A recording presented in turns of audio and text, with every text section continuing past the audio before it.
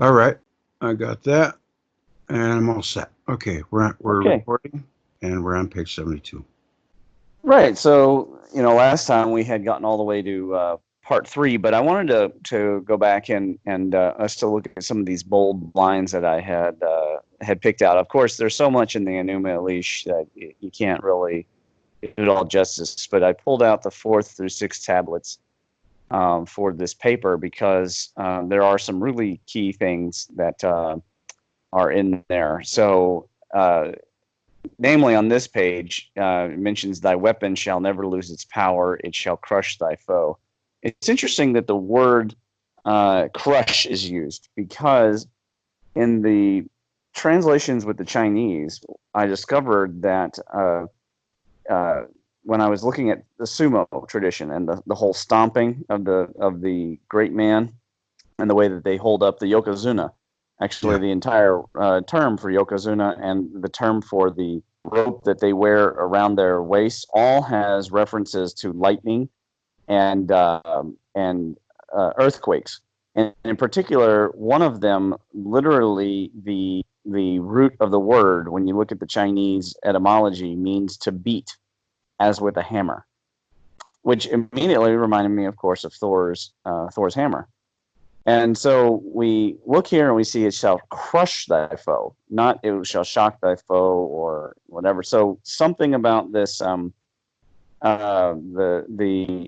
power here, and at the bottom you see the scepter, the throne, and the ring. All of those things that define what a king is are defined in the English long, long ago, well before the Arthurian age, well before the middle and the late kingdoms, before the Bible. All of this stuff is defined very clearly as being related to the weapon of the god. Does that make sense? This is my hypothesis here that I'm working with. So when we go to the next page, we got cutting off the life of Tiamat, and then you set the lightning in front of you, of him being Marduk, and the net to enclose the inner parts of Tiamat. And so I'm thinking here that as the magnetospheres started to rub, when Earth moved from a Saturnian to a Jovian orbit, or if literally Jupiter invaded the system, then we start seeing that the magnetosphere's rubbing creates a net of plasma up in the sky. And then it talks about the four winds, and it talks about the net being the gift of the father Anu. I think here referring to Saturn, and then the evil wind, the tempest, and the hurricane. So different types of winds of destruction. So this makes me think of Andy Hall's work, and then raising the thunderbolt, which is the mighty weapon. Mounting the chariot, of course, all this kind of stuff is battle references. But here it seems to be the battle is circulating bodies. This is the image that I'm seeing. The muttering of Kingu, her spouse, and Kingu was troubled in his gait, which means the actual path of the original moon that we had was disturbed. I'm not sure where it went.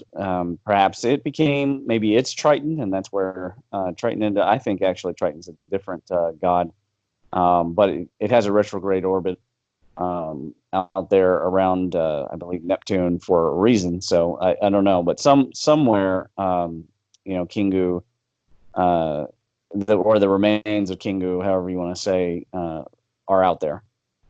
And then on 74, they raised the thunderbolt, his mighty weapon, against Tiamat, who was raging. So that meant that the earth was itself probably shaking and full of tempests and storms. I'm perceiving that this could have gone on for days or even weeks, but it may have been hours. I mean, it's not really clear in the Enuma Elish how long this battle lasted. She trembled and shook to her very foundations. And then advanced the two of them, Counselor of the Gods. He was the Counselor of the Gods. The fight came on, the battle drew nigh. The evil wind that was behind them, he let loose in her face. So, here we see probably some kind of dust coming through, and perhaps it's one of those dusts that caused, maybe it was an evil wind because it caused plagues. The terrible winds filled her belly, which I found fascinating. Courage taken from her mouth, she opened wide. So I guess the winds came through the atmosphere. Seized a spear, burst her belly, severed her inner parts, pierced her heart, cut off her life, and then he cast down her body and stood upon it. So the stamping again of the foot keeps coming up. And when he slain Tiamat, the leader, her might was broken, her host was scattered. So no more did she have the host of heavenly bodies around the little moons that had been gathered. As the Earth moved through atmospheres, picking up the smaller satellites that are around Saturn and around Jupiter. Is that what Tiamat is? Well, Tiamat's the Earth. The Earth. Well, then who's she? She is Tiamat. She is the Earth. So we're talking about the goddess Tiamat here. Us, basically. When he had slain Tiamat. So Earth was Tiamat, but who is right, he? He is supposedly Jupiter, but now there are some people who think Marduk was a different planet. Possibly, I note here in note 312, the original Marduk might have been the planet Mercury. But it's not exactly clear. But the general interpretation is that Marduk is Jupiter. Could those circular bodies be hurricanes?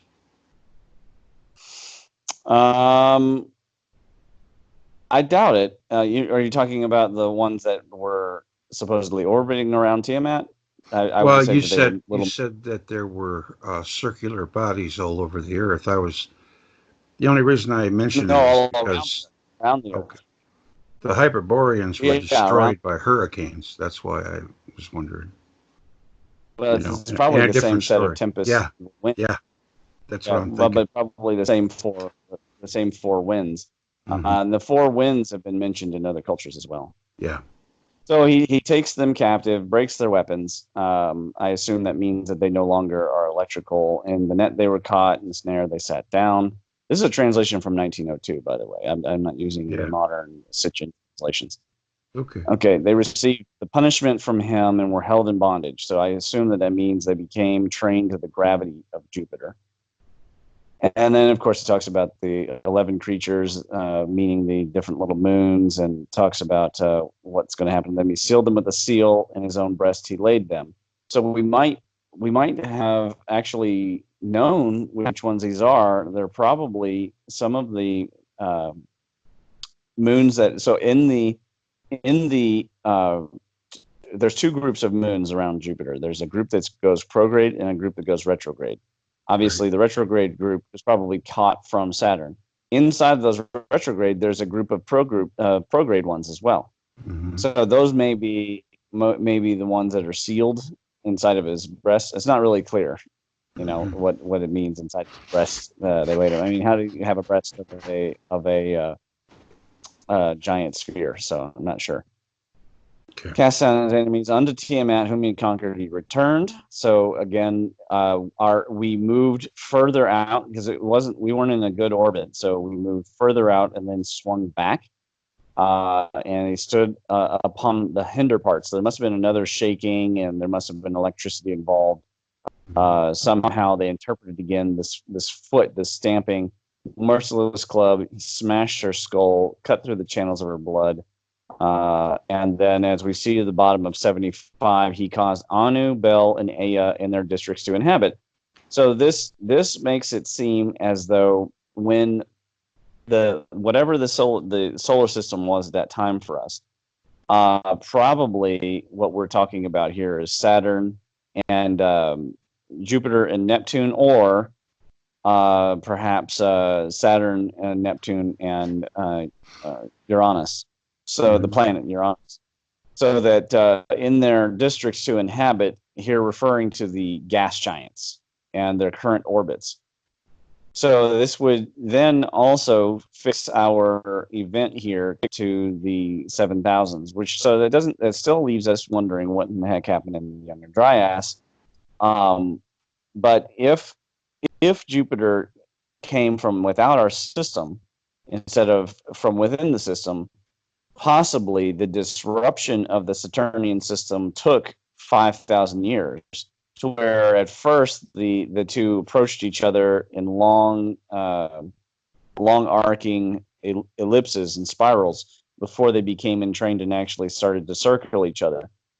And that would give enough time for people to form an entire religion around, the idea of these two brothers who have a wrestling match, or two rivals in the case of, and I think it's the Akkadian tradition. But the whole point is that there is a mechanism now for disturbing Saturn and therefore disturbing the Earth, causing an event in the Younger Dryas, which is then a prelude to a larger event around the 7,500 years ago range. So because you have the 12,000 to 9,000 years ago, and then you have the 7,000 years ago. And one thing about our community is we have a hard time going back and forth between which time was it that Saturn fell and Jupiter ascended. And it seems most likely that the Saturn falling had to be instigated by a change in the solar system. Now, was that the arrival of the sun, or is it more likely that based on the Enuma Elish and the various Sumerian traditions, that Saturn was around the sun the entire time, but far out, and that Jupiter arrived with its own host of bodies, mm-hmm. and the two mingled over time, causing various disturbances of the orbits, and that it appeared that that Marduk or Nibber decided then to offer up his services against Tiamat once Tiamat had started to gather all these moons, because the people clearly interpreted the gathering of the moons as gathering an army. Now, in order to gather the moons, it must be that we had started to leave the Saturnian orbit, which would it would seem to me to indicate that the plasma sheath of the brown dwarf had already fallen. So we're talking after the 12,000 to 9,000 years ago that things started to degrade, and it appeared like the Earth was gathering extra moons around it in order to make war on the other gods. And then so from 9,000 to 7,000 years ago, there was some kind of problem in our orbit, which would explain why the Tepe after the Tepe period, people stopped doing the agriculture, and they buried the tea plants. Does that make sense? Mm-hmm. Because one thing that nobody's ever explained in any the alt stream or the mainstream is why they would stop when we don't have any evidence that they had to stop. Right? If the Younger Dryas is coming to the end, and yeah, of course there was a rise in water, but when you're talking about the areas where there's not currently ocean, that shouldn't be a problem.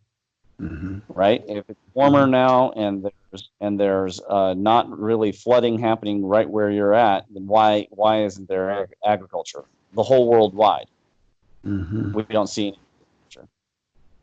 Now that could be that we have bad dating, it could be that we have bad information, but let's just go with the mainstream for a second and assume that something caused a problem between 9,000 and 7,000 years ago, and that seems to me to be indicated here in the Enuma Elish. Are you following me there? Yes. Mm-hmm. And that would I would say is probably when the moon came in and started to cause problems, because it says he fixed a bolt and he stationed a watchman, and that's the moon in the note 324 there, just above the he caused Anu, Bel, and Ayad in their districts to inhabit. The fact that it happened above would suggest that the moon came first, and that the dispersal of the two other gas giants from Saturn's orbit into their current orbits all happened in that order. Does that make sense? Yes. There was also on Crete, there was a period of time where they know the people abandoned everything and went up and lived in the mountains. Did you know that? Yeah. So Well, I'm thinking that there was out. probably some kind of a lingering threat. Well, I mean, who knows with the water Yeah. rising as it was, Yeah. maybe thought that the water was going to keep rising. Mm-hmm. You know, there's no doubt that they felt that they needed to continue to ascend. Right. Okay. So into the fifth tablet, he set the station of Bel and Ea along with him. I assume that just means that the gas giants seem to obey the commands of Jupiter. And into the sixth tablet, we see, I will alter the way of the gods. I will change their paths, and the gods I have changed. This is on page 77. So we know for sure, based on this sort of ancient Babylonian Star Wars here, we know that the solar system had to have altered. You see, this has been a discussion among the whole point of this is that if people doubt that the solar system could have altered, they should stop that doubting because we've revealed that the people could see the North Pole of Jupiter. And the only way they could do that is if we weren't currently in the same place that we are, and even if we weren't even facing the same direction, we have to be upside down. And secondly, we see evidence from the ancients that the orbits were definitely altered. They say it very, very clearly. I will alter the ways of the gods. I will change their paths. So any attempt, whenever we see anybody trying to understand the early solar system, there's pretty much no chance for them to actually get at that in terms of aging or dating, deciding what the compositions were, because everything was rearranged. And it was probably rearranged more than once.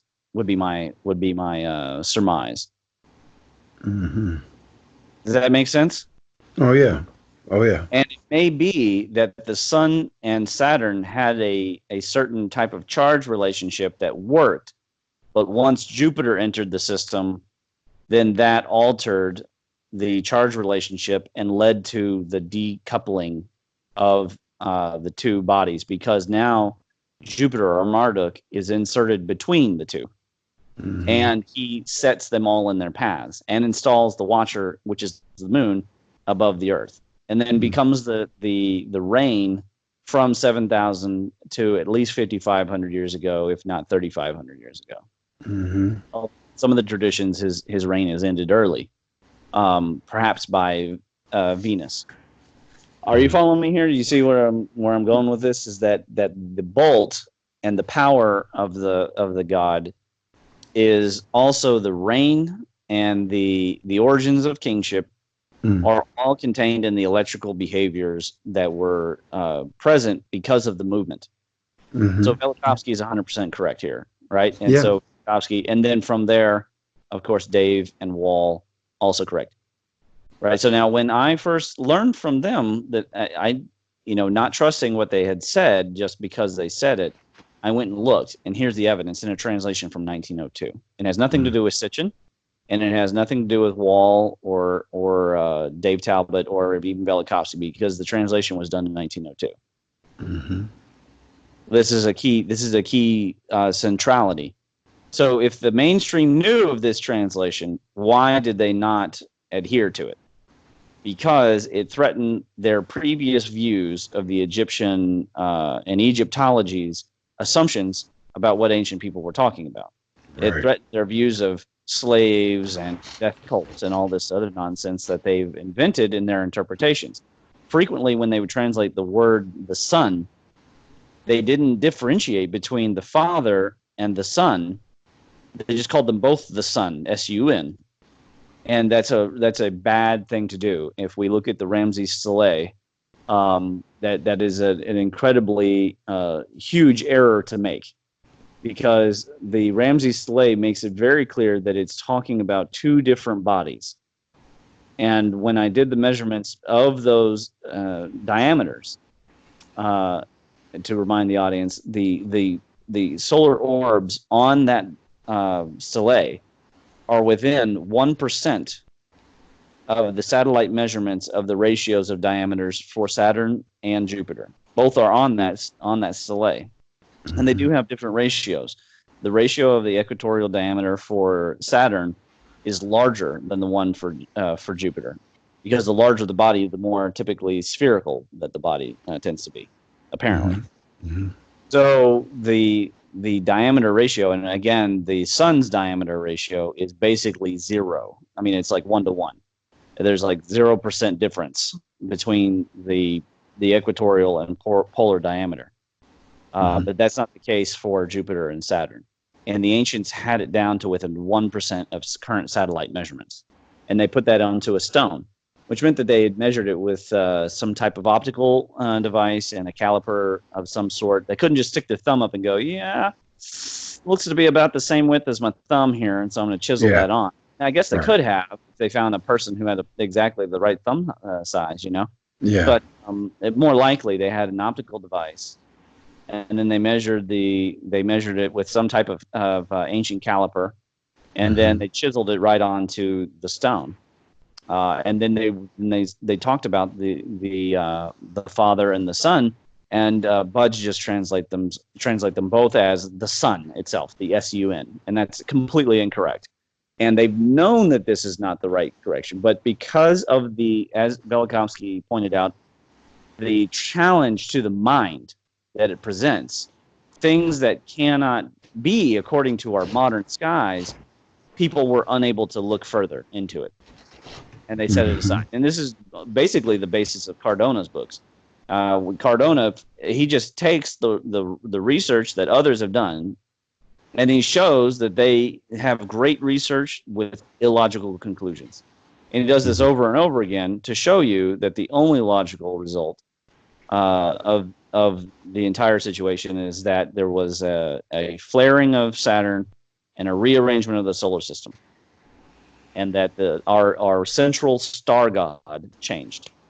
Yeah. Okay, so I hope that this is very convincing. Of course, most of the audience that would be listening to us here probably already agrees, but I want to emphasize it in case there are any new people that come along and they hear what we're talking about. Right. So then we're on page 80 to start part 3. Did you have Q&A? Did you have questions that you wanted that people had posed to get answered? You know, I didn't. I was having holidays with my kids. I didn't do hardly any work at all. Sorry. Okay. But we can do that. We can do that down the road. Well, they can pose even more questions. You can just gather them all. Yeah. Okay, so ending part 2, so part 1 introduction, we introduced that the natives have testimony. Part 1, we discover that there's evidence that the natives saw something real, and they did it in rock art. In part 2, we discover the myths, and we compare that around the world, these myths are showing the same basic story. In part 3 now, we move to earthworks and the formations that happen, and we compare those earthworks with the rock art. And I've started us here with Lichtenberg formations. And the reason is that they are so remarkable, and it is so interesting that there are lots of different ways to create electrical shaping in the earth. And I need to emphasize this to people again, that who are not familiar with Andy Hall, who are not familiar with Billy Elverton, who are not familiar with Wal Thornhill's discussions, that electricity and the way that it behaves in soil is a variform. It has many different ways that it shows up. So yes, the crater that I have discovered here, which I didn't discover myself, but I discovered it is not an astral bleem, has a asymmetrical octagon shape, probably indicating a Jovian strike or an electrical charge related to it that came from the moon, and not being of the Saturnian age. But the Carolina Bays are not in that shape, and the Barringer Crater is not in that shape, and the Grand Canyon is not in that shape. And so how do we account for that? We have to accept the fact that electricity behaves different on different A, scales, B, voltages, C, current levels, and what I call the zoom factor, where it's sort of like scale, but it's just a matter of how you're looking at it. And are you up close and looking at the micro factors and what you're seeing, or are you looking at it from a big picture and from far away, cosmic scale kind of thing? So you see many different types of shapes. And like I say, the different types of sinks, like Carolina Bay's big sink, which is the one here in Kentucky, the Eye of the Sahara, or what's called the Raquette structure, they do behave differently. But then there's ones that things that are very similar. So you have all these anode or fulguritic moundings like half domes and Ayers Rock and Stone Mountain and Looking Glass Rock. All of those have a dome-like shape that is completely irregular for what's going on. So let's take Half Dome. Half Dome is supposedly carved by a layer of ice that, as it moved along, it for some reason buckled up and then carved this denser granite. But then that ice goes away and a new glacier comes down and cuts it in half. So exactly which one is which? I mean, are we talking two different ice periods? Why is the physics of one ice shelf stronger or more cutting into the rock than the other ice shelf? It's not clear. Science is not making sense here. What it appears to me is that something electrical raised Half Dome up, and then, yes, an ice glacier came through and cut it in half. That's the much simpler explanation, and that's exactly what it looks like. Ayers Rock is one of those. I mean, what exactly? It and Stone Mountain are literally in the middle of nowhere. There's nothing indicating why they should be raised up there. And geologists try to use this concept of buckling pressures underneath and weakness in the rock, and it creates an upthrust. But if you go, the rock, Ayers Rock and Stone Mountain, the rock is harder, because then they tell you that it erodes slower. So if the rock is harder than the surrounding plain, how is it pushed up? Does that make sense? Yes, of course. It's an illogical fallacy here. Mm-hmm. And then you have the same thing with Looking Glass Rock. So you have the Appalachian chains, supposedly created, and I totally agree, by buckling and pressure long time ago, previous to the dinosaur age, at a time when the Appalachians were as tall as the Himalayas. And then they've been eroded down. But now in the middle of these, you have these basalt mounds that are really quite remarkable when you drive past them. I think they're in North Carolina, but I don't remember exactly which state. When you drive past them, I mean, your eye is drawn to them. I remember I was driving past, and I just wanted to get out of the car or drive right to them and hike and be on top. There's something energetic about them that reminded me instantly of Yosemite. And Yosemite definitely has an energetic component. I remember flying from LA to Vegas on a layover there. And I remember just suddenly feeling the need to look out the window. I look out the window and there are these magnificent clouds. And I thought to myself, this is surely the place of something grand, and it has to be Yosemite. And I looked down, and of course it was Yosemite, because there was something energetic in the air creating these magnificent cloudings that was only happening over Yosemite. And anybody who's been to Yosemite will agree that there is something really quite magical. So when we get to the next page, boom, Lichtenbergs. Now these Lichtenbergs that I'm showing on 81, these are in Kentucky. And you can see from the largest strike there that there's this flat space. All of these, what are called the knobs, are between 800 and 950 feet tall, except one knob down further south that's about 1,400 feet. And, of course, it's conically shaped, which is another key. It's another type of formation we call a pilot knob. Okay. And these pilot knobs all have the basic, they're like a dome, and then they have a raised Devil's Tower-like column, and then they're knobby on the top again, right? So they look like a bolt was there, lifted it up, and then concentrated on a particular column and raised that even higher. Does that make sense? Mm-hmm. Okay, but in the middle of the Knobs region, here in the Marion County, the knobs conform to a Lichtenberg pattern. And the most remarkable thing is when you are driving over this structure that I'm showing, you can feel the excellent, what the Chinese call the feng shui of the facility. Okay. So now I've actually driven through and over these, and there is a really strange feeling in the knobs, and actually life in the knobs is really quite different. It's not like the Appalachians at all. Now the geologists, they count it as part of Appalachia, but what I'm maintaining is that these are not raised. And if you look at the geology surrounding the knobs region, the erosion and the upthrust looks completely different. I'm getting a lot of like you're filing at your desk or something. There's some kind of back. I don't know what that sound is. I wanted you to be aware of it. So might be my little fan. I got a little room air cleaner, sanitizer. It's running, but it's only on one. You can hear that? I don't know. It sounds like you're working at your desk. It's a really funny. I just thought you'd like to know before. Okay. Yeah. No. You know what? I'm going to turn my. I would like to just mute, but when you say, I got to answer. So, and I got. Oh yeah. No. I don't necessarily need you to mute. I just wanted you to be aware of it so that. I know. I don't like that interference. Okay. Well, I'll mute and then I'll come back. Just go ahead and finish. All right. So.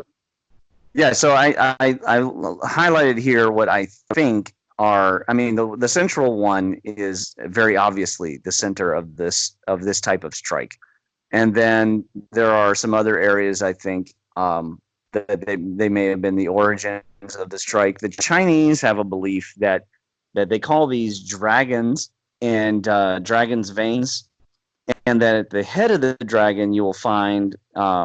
That the neck has been kind of cut, and that's what makes the mountain dead. And I can tell you from hiking, I've done a lot of hiking, and the energetics, the actual chi, when you go hiking on some of these kinds of structures, it does work exactly that way. Funny thing, I actually knew a man who bought a piece of land at the foot of Mount Zion here in Kentucky. And I called it the foot because I analyzed the veins of the mountain, and the Chinese have a belief that the feng shui that the foot will drain away towards the head, and his life really went downhill after he bought this property. He had been divorced, and he got in an accident, and his wife even changed the names of the kids, and he was robbed, and I mean it was just his whole life went downhill after he bought. So I thought that was really fascinating. It did have an energetic feeling when you were there, but it was kind of a slow draining feeling, like you were kind of being worn out. Could have been him, but I just found that fascinating. So of course, scrolling through 82, we can see here, and I think probably most of the audience already agrees that the Grand Canyon's of Lichtenberg. Well, we can see the carving out. So we have the opposite. We must have the opposite behavior that we see on 81. On 81, we have a raising of Lichtenbergs, and on 82, we have a carving. So this shows, again, the electrical behavior has to be complementary, and that's going to be important when we get to Wyoming. But we know that this must be electrically carved because of the scalloping and the steep sides, and then followed by where the river, of course, flows. Then you have the V-ing. V-ing is what water does in erosion. It doesn't form Lichtenbergs, and it doesn't form scalloping. It does, of course, form sharp cliff edges. We have a lot of such gorges here in Kentucky, but they're narrow. They're never wide like this, right? We have a lot of gorges in Kentucky. We have maybe 100 or so gorges, because we just have so many waterways in Kentucky, supposedly the second most after Alaska for the United States. And you never see kind of widening. Don't they call them a holler? No, a holler is the V shaping up of a mountain when you go into the back of it and doesn't have an exit. That's what I thought you were referring to. No. We have literal gorges. So they're like this, but they're smaller. But they're not Lichtenbergs. Okay, the Lichtenbergs in Kentucky are all raised mountains. The gorges all conform to the water erosive features. But we do see electrical effects in the Red River Gorge area for a different reason, because the entire chain, which again is separate from the Appalachians, although it's counted as part of the Appalachians, but there's a different energy. But that's not the subject of this paper. All right, so continuing down, this Andy Hall discussing the conical mounds created by lightning in the desert. So we know that lightning can not only carve the ground like we saw at the beginning of this part, but we can also see a raising of mounds. And the conical mound being raised probably being the origin of the belief in creating conical mounds to honor the dead and the warriors. Of course, here we see the Mars of Penacate. I'm probably butchering how you say that. Continuing down, we see Barringer Crater, which I want to note is another type of asymmetric octagon, but it is not the Jovian conformed that I can tell. Now, I haven't measured it out, and I invite anybody who's watching, follow the method. Assign nodal ends to the joints and measure their relative ratios, and then measure their relative angles and compare them with the values contained in my Jovian octagon paper and see. And maybe this will be where the origin of the stamp of the foot for the shaking in that part of the world happened. I don't know. It certainly looks completely different than the Big Sink. So I don't think it's the same thing. I think it's very likely this one came from the moon. But it's really hard for us to know any of that for sure, because nobody's doing any comprehensive studies on the type of cratering on the moon to look and see if we can find a exact pair. You would think that with supercomputers we'd be able to quickly create an algorithm to do that, but there aren't actually that many ultra high res, at least publicly released. I've linked in this paper, I forget which note it is, but one of them I've noted a link to, I think it's in the appendices, in the M plates, to the ultra high res TIFF files of the moon's surface, the side that's facing us. And I want to reemphasize to people that the importance of that is that aside from being a two-faced god, that the side that we see the most electrical scarring is the side that constantly faces the Earth. That's the most important thing to remember there. So, in discussing the sides of 8 and the repetition of form, we see it in China, we see it in the Norse, we see it all over in India, and we see the conical mounds. So we start to see that these hinges and conical mounds are probably the most likely origin for them is that they are electrically created. And I do believe that the credit for that, who does that go? You'd have to help me out on this. Does that go to Dave Talbot? Who was the first one to start talking about the anode blistering here on Earth? You've been in the community long enough. Who's the first to do it? I know that Billy Everton actually did the work in his lab, but who actually? Yeah. Well, the first person I heard it from was Wall, but it might be Andy. Wall, yeah. It's either Wall or Andy. Well, Wall or Andy. Yeah. But what they probably don't know about, and if they're watching, is that here in Kentucky we had one of the most beautiful conical mounds there at Big Site on page 87 on the bottom right.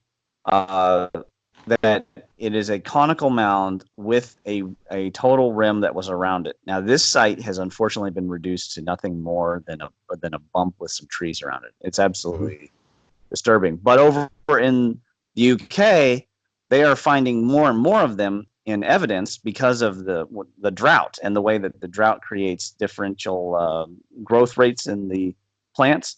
And so they're finding these mounds, and lo and behold, they don't seem to conform to anything in terms of the same kind of arrangement as the people at Chillicothe were doing.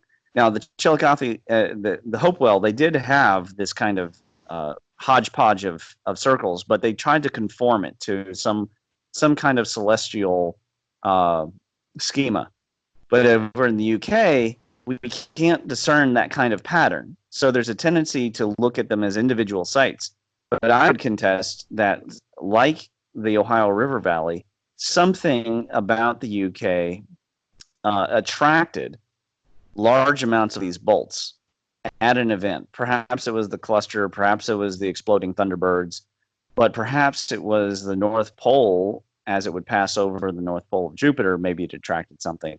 But there would be a large amount of these blisters and raising of the mounds.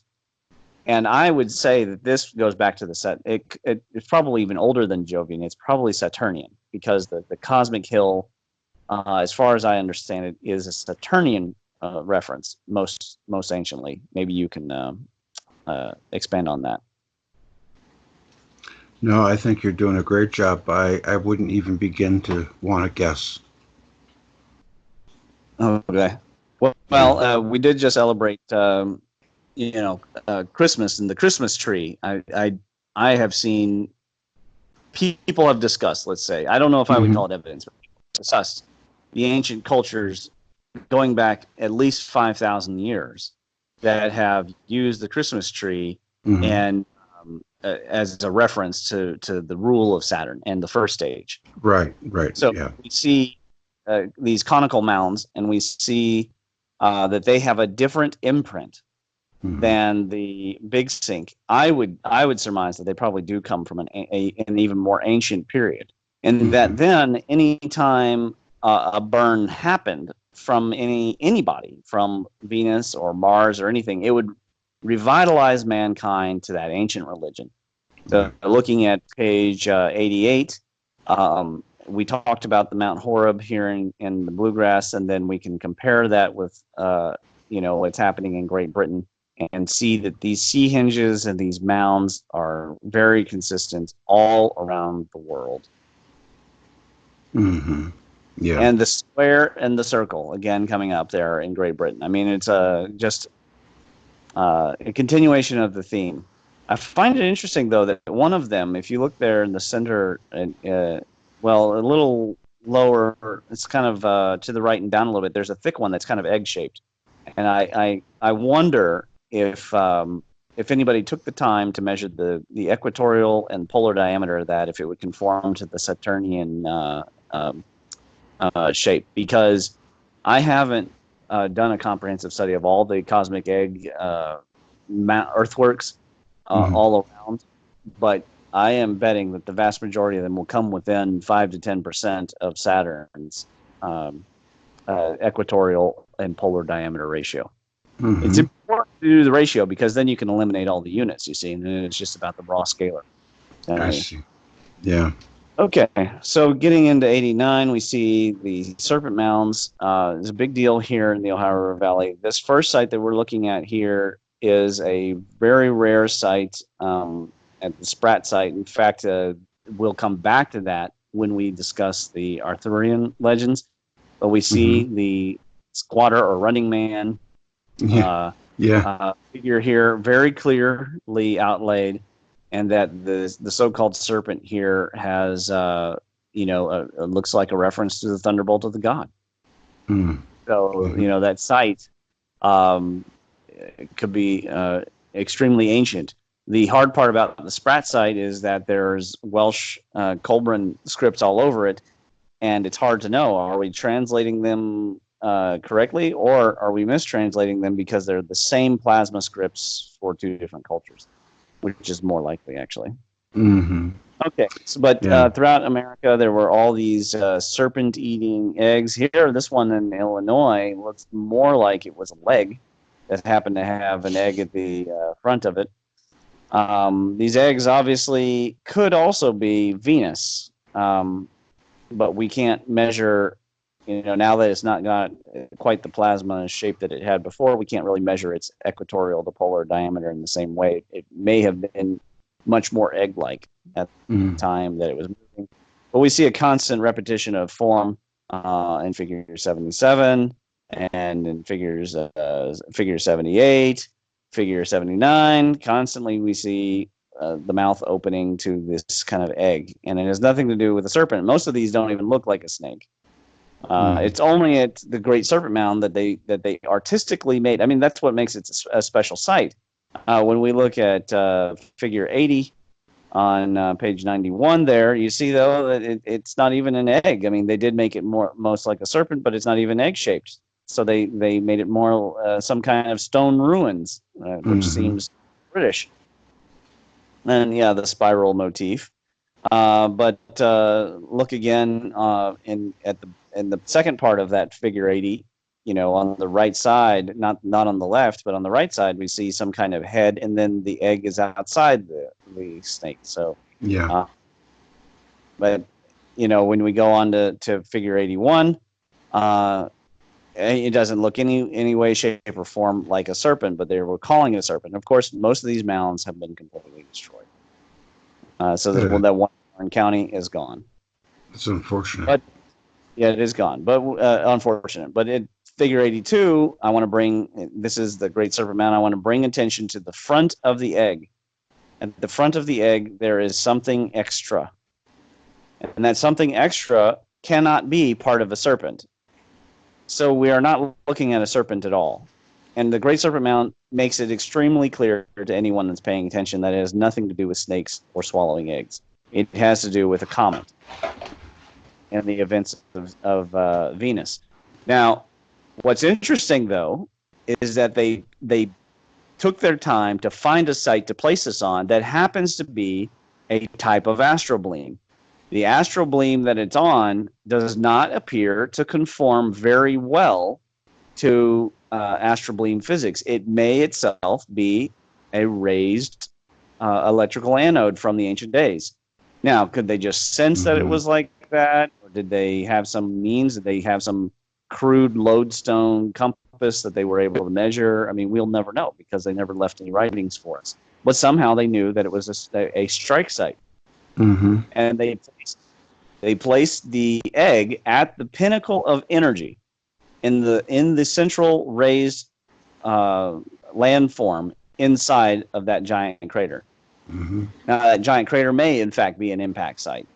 And I would invite other people to go and make references.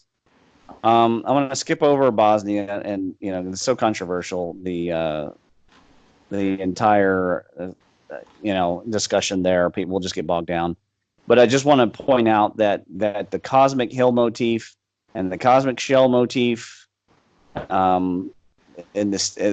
they show up in the step pyramids in the ancient days. Now, that's interesting about the poverty point one. I would say that the chances are good in Figure 85 that the shell aspect, the fanning shell aspect of it, started off as a crescent boat and then was added to in the Venus era. But the step pyramid went all the way back to the same period of time in which all these step pyramids were around. Maybe not the 20,000 year mark like Gunung Padang, but probably back to the 7,000 years ago period.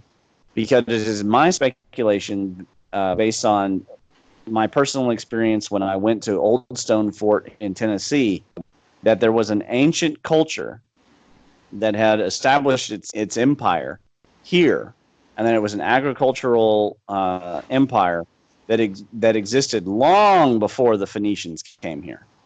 In fact, may have been what attracted the Phoenicians to come here, or maybe it was an extension of them.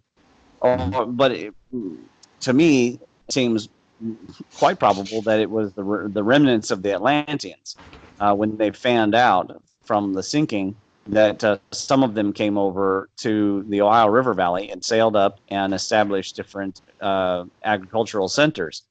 And I would say that the cosmic hill that they use, that is like semi-conical and semi-step pyramid, is a testament to that ancient religion that they modified the mound at Poverty Point, and then they occupied it for long enough. And then when the Venus events happened, they modified the motif, but then abandoned the site right around the same time as the exits, because the boundary period for Poverty Point's heyday ending happens to be in the 1600s BC.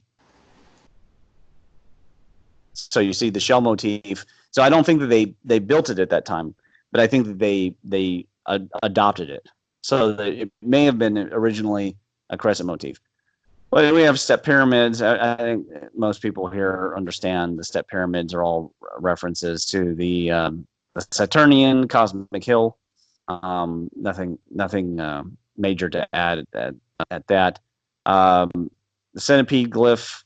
I just wanted to point out that the centipede glyph, if you turn it sideways, this is in Kentucky on figure 89. If you turn it sideways and you kind of hallucinate a little bit, you can sort of see where possibly step pyramids may have come from. It may have come from a long, elongated view of Bennett pinching, but we don't know.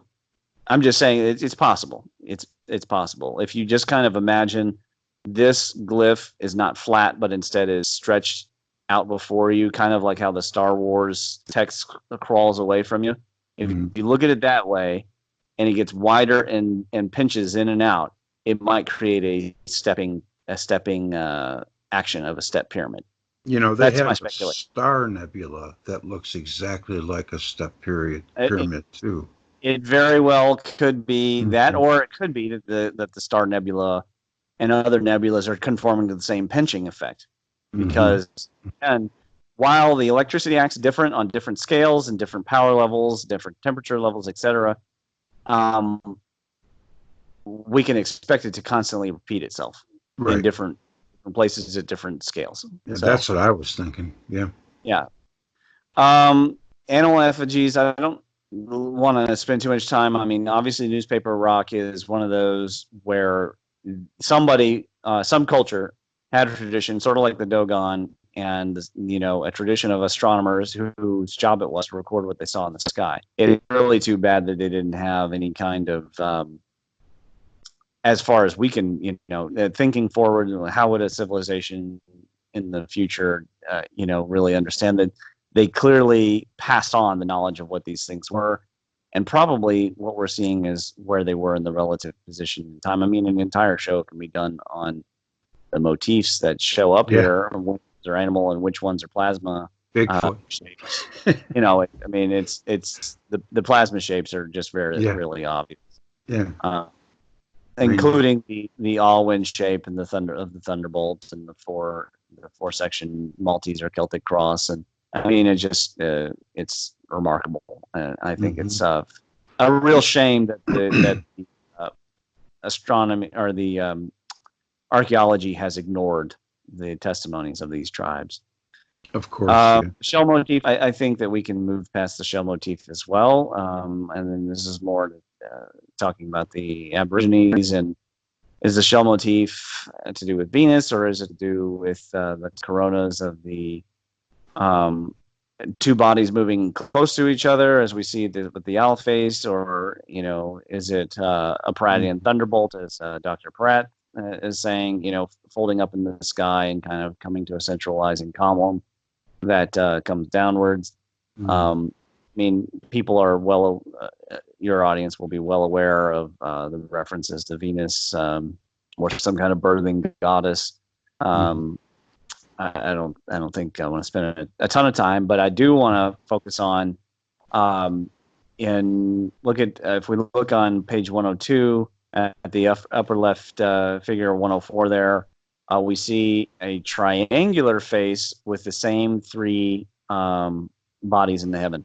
And these three bodies in the heaven is a repeated discussion all around the world. Of course, you see the thunderbolts all around, and we see the upraised arms. And it's really just amazing that this archaeology, this anthropology, has been known about, but until the age of the internet and until the alt stream has forced it, it has not been discussed.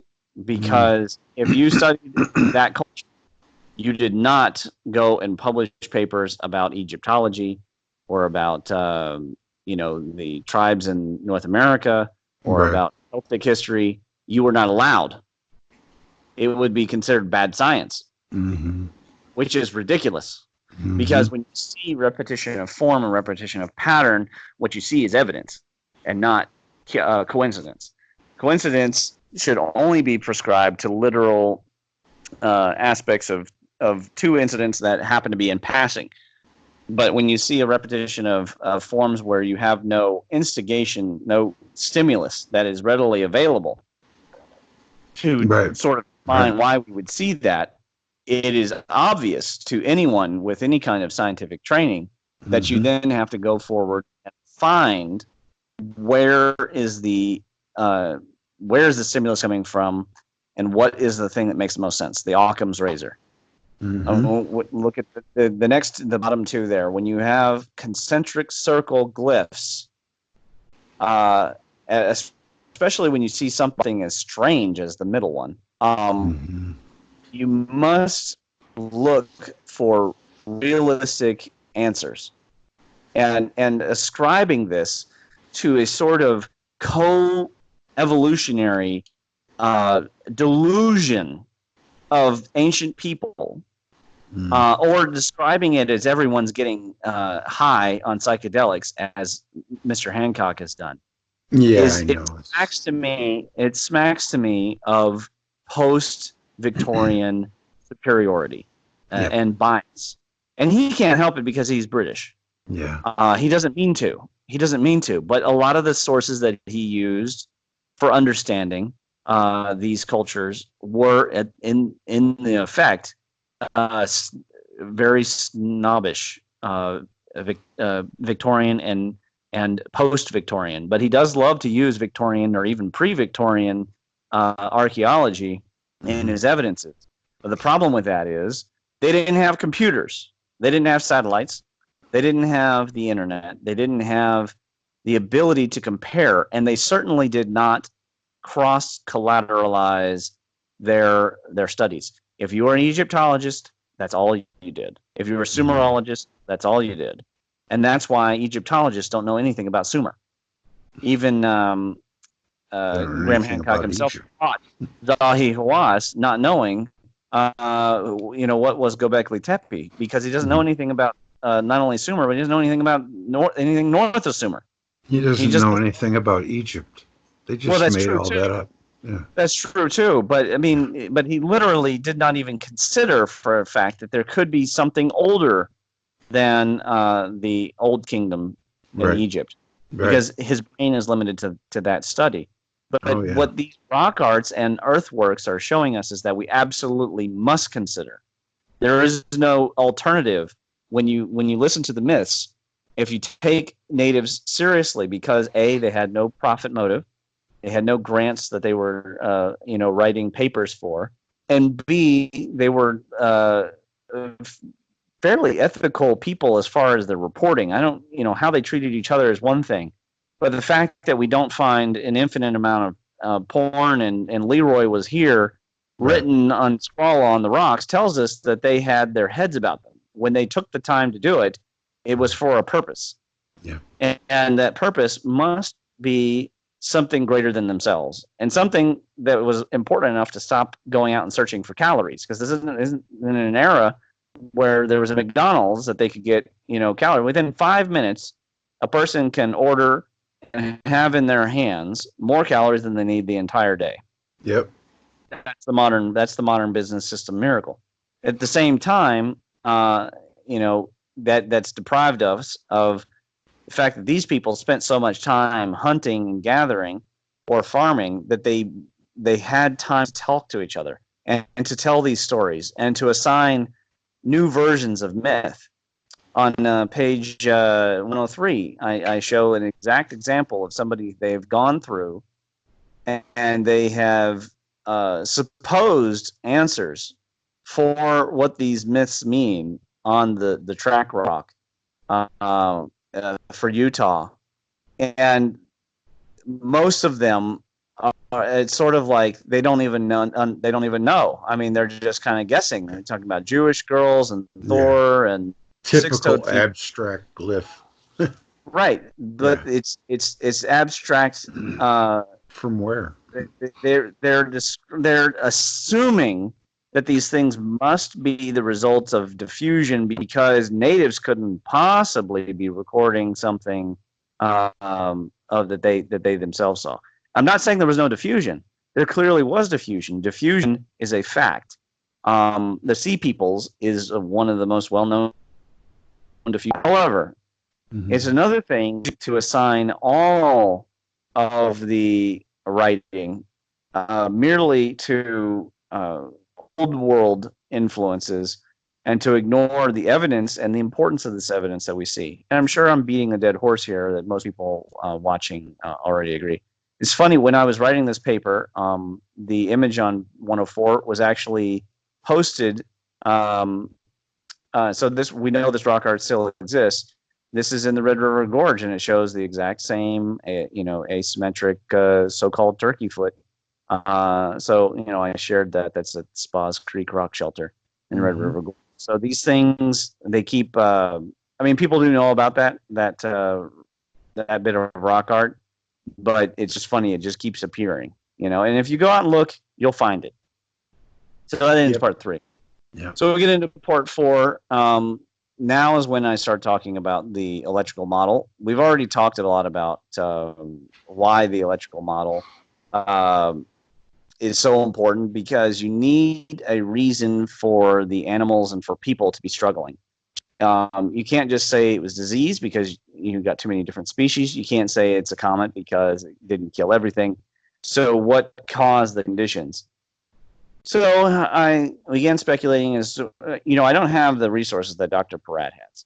He's got supercomputers and he has plasma training. So I didn't know him personally, don't know him personally. So I decided to take, just get a rough level of understanding on this. I want people to understand this next section. I have an entire page devoted to things that are wrong with my model. So I'm not here to say that my model is correct. And Michael Claridge made it really clear that my model can't be correct because the way that the voltage would separate in an arc breakdown would not conform to simple Maxwellian physics. But the point of this was to discern what level voltages are we talking. Is it the right level for melting ice? Continents of ice. Right? That's the point of this exercise. And what I found, to skip to the chase, is that I ended up within the right orders of magnitude, within 1 or 2 orders that Dr. Anthony Peratt did, with all of the fancy plasma physics simulations and shapes that he's able to discern. Just looking at the permittivity of free space and looking at capacitance, treating the moon as a sphere, but that a small area was acting as a plate capacitor, and using different distances from, I think, quarter the distance from here to the current location all the way out to half the distance. So I think I did a quarter and a third and a half the distance, just creating a rough look at what kind of voltages and currents and joules of energy are we looking at. And then applied that to the work of Dr. Martin Uman, to see what kind of step potential would we generate. Would it kill animals at a distance? You follow me? You see what I'm doing there?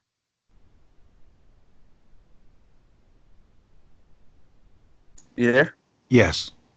Okay. Yes, I do. And it reminds me of that. There's a sheet. I just got done watching Andy's video in the Southwest, the Thunderbolts, and he has a sheet laying over the ground where there's just thousands of strikes at one time. That's probably what happened. That's why all the deer or all the animals. That's but need still, even when you have in this case, I speculate dozens of thousands of them. They still have to spread out over a large enough area to kill a lot of animals. I have that picture. Within a week's time, those carcasses become unconsumable, except for the most hardy of scavengers. Right. So it's not like it helped certain species to get better. All the species would have been suffering, except for, I guess, scavengers. All right, so Yes. page 106. In fact, I guess right away I show a lot of these biases that unfortunately can't help. I had to use the same moon and Io size. I don't know if that's changed. I use the same constant Earth, no expanding growing Earth. We're assuming the Earth is always the ground, which is probably not true at all.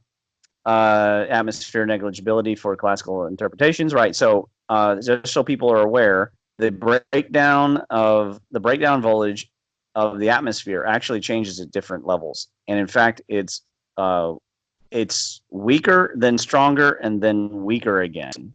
So it's not uniform throughout the air. So when you hear people talk about the breakdown voltage air, they mean in the lowest atmosphere down here where we are. They don't mean up above. So equivalent destructive power for the origin as well as the destination. Single strike, no repeat stroke. That's important because when we see evidence like we saw at Devil's Tower or the Southwest, particularly the Grand Canyon, or the Lichtenbergs that I described here in Kentucky, which those Lichtenbergs, I have no idea how old they are. They might go all the way back to the dinosaur age. But when we see those are multiple strokes. Those are not a single stroke burst like we see at Big Sink. We're using just a glowing arc mode in the classical model. Jupiter Earth position offset, note 412. Let's see what I meant by that. Right. So the position that Jupiter occupies, it receives a lot less energy than the Earth currently does. So we are using a Jupiter Io model, but we're just going to have to assume that the distance that Jupiter is away creates kind of less energy conditions, but then that's offset by the fact that Io is also smaller. Does that make sense? Okay. Constant EMF properties. So that's assuming that the laws of physics haven't changed. Linearized lightning models. So we're not looking at, say, anvil lightning where it spreads out. We're looking at a single stroke coming down, single phase power. So with these concentric circles, like say the Ricat structure, it's possible that actually what you're looking at there is some form of 3-phase or 6-phase, et cetera, power. We can't do that with these Maxwellian laws. We're looking at it as if it's a wire of electricity, basically. Single body interaction, there might have actually been several sources of energy. When we look at the Alwyn shape, the turkey glyph, right, which is asymmetric, that could be that this net that went before Marduk actually combined the charge of different bodies, and then that total charge was transferred from the moon to the Earth. Where we don't know that for sure. Single impedance values. So the fact is that the ground has different levels of impedance, and it depends on the type of soil, the type of mineral. We don't know what those are. So ignoring the wet and dry soil issue, right? So the voltage levels will change. The voltage, the way that the charge will spread will change depending on the moisture in the soil as well as in the air. Dark mode until the ionospheric cascade for the Birkeland model. Assumed range of power scales. Similarity of current solar wind with Saturnian and Jovian winds. So we're saying that the current power levels that we measure in the solar wind would be similar enough. And the reason we can say that is because we figure the Earth is in somewhat the same temperature ranges. I mean, obviously they're not, because there's been more and less ice and there's been more and less water. And, the climate has changed. But we're saying that it's all been inhabitable by humans. So more or less the charge level is probably similar enough. A simple and even crystal lattice and charge distribution in the Earth's soil, particularly the limestone, that the limestone, fissured a lot. We do have faults here in Kentucky, not a ton. Constant permeability of free space. That might not be true. In fact, after I posted this paper, there has been a paper released that showed that the breakdown voltage in space might be significantly less than was demonstrated in my paper, which would up the number of volts that you would need to melt all the ice by perhaps, 100,000 more times. I mean, maybe 3 or 5 orders of magnitude more of these bolts. Depends on if they stay in constant charge.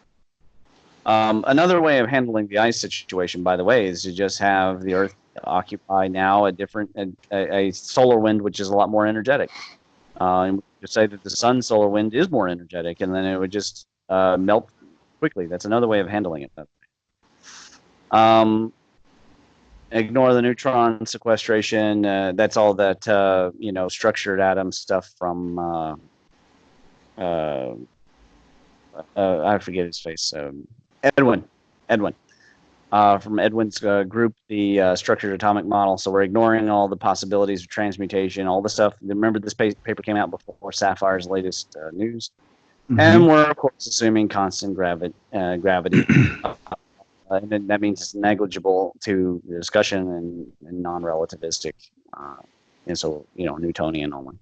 Okay, so when we use classical electromagnetism, we get down to 107. We start assigning permittivity. I'm not going to make everybody go through all the math, but you can see it here, and you can see the sources where I found these values, so you can do the calculations yourself. If you don't agree with me, feel free to write a paper. I do want to point out that this breakdown voltage of free space, that's 20 megavolts per meter, may be quite wrong. We don't know. It may be actually easier to have a thunderbolt strike, and it may be harder, or maybe that changes. When you talk about cosmic dust, that's what Ben Davidson goes on and on about, right? The cosmic dust. We don't know the effect all as dust grains. I have a measure of all about the dust in my Haumea paper, where I discuss how the Haumea rings that orbit destroy the gravity system. Those grains of dust might decrease the values of the breakdown of free space if there is a plasma ionizing around the Earth or between the bodies, like between the Earth and the Moon, or between, which we now know, okay, since this paper was published, it's been released that the Moon is still within the atmosphere of the Earth, meaning the plasmasphere. So potentially, the breakdown voltage between the Moon and here is far less than 20 megavolts per meter. And that's a pretty large number, 20 megavolts per meter. I mean, it's huge. That's a really big number. And that's what generates such large values, thunderbolts, that I've measured. I want to point out in comment 418 there that people, if they haven't seen Peter Mupp's the tsunami, the video on the comet strike near Australia, they need to see that. It's really quite amazing to see. I don't know. Have you seen that one? You know what I'm talking about? No. You've got it, because he actually he shows you. He talks about the 240-foot tsunami, and then he also shows you a stump near the. It's on the beach with partially petrified trees that look still like the wood is alive, and then part of it. It's great DVDs. Yeah, it's on his site. Yeah. Okay. So I have a question about the go ahead. The Great Red Spot on Jupiter. Do you think that it's a byproduct of this whole event? I mean, the rings of Saturn are, so it's just, I've always wondered. I don't about. know. Yeah, it could be the result of anything from the interaction with Saturn to the arrival in the system. It might be a permanent magnetic flux rope that connects to the sun that we aren't seeing or measuring. Is it the place where Venus passed through the planet Jupiter? I don't know. I don't have an answer. I always wonder about that. It might be a real key understanding. I doubt it's an alien moon-based launch, but that's been speculated too. Yeah, of course. Yeah. All the simplest answers to me are going to be probably wrong, and then the simple answer that is also based on electricity is probably going to be right. Mm. Okay, so you can see in table 10 on 108 that I show, using the distances and the capacitance and the electric field, the voltage set here. We calculated down here, adjusting it down by 1,000 just to get a look at what seemed like reasonable numbers, because these seem like crazy numbers to me. The numbers of Vajras needed to at the complete distance to boil Antarctica. You're talking, and I'm not proposing that it boiled Antarctica. I'm using Antarctica's volume of water and volume of ice as an example, right? Because we're talking North American ice shelf and Siberian ice shelf.